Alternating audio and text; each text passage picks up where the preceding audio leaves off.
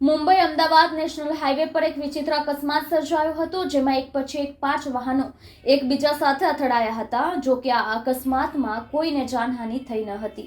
Mumbai Ahmedabad national highway ઉપર સુરતના માંગરોળ પાસેના ધામરોડ પાટિયા નજીક એક એવો અકસ્માત સર્જાયો હતો, જેમાં 5 વાહનો એકબીજા સાથે અથડાયા હતા. જો કે સારી વાત એ રહી કે આ અકસ્માતમાં કોઈ જાનહાનિ થઈ નથી.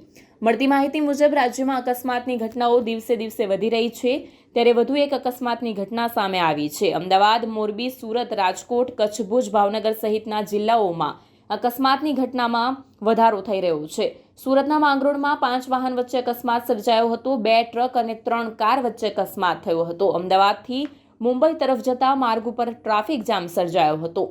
સુરતમાં મુંબઈ અમદાવાદ નેશનલ હાઈવે ઉપર એકસાથે 5 વાહનોને અકસ્માત નડ્યો છે. અકસ્માતની ઘટનામાં 2 ટ્રક, 3 કાર વચ્ચે અકસ્માતના કારણે કલાકો સુધી ટ્રાફિક જામ થતા વાહન ચાલકોને હાલાકી ભોગવવાનો વારો આવ્યો હતો.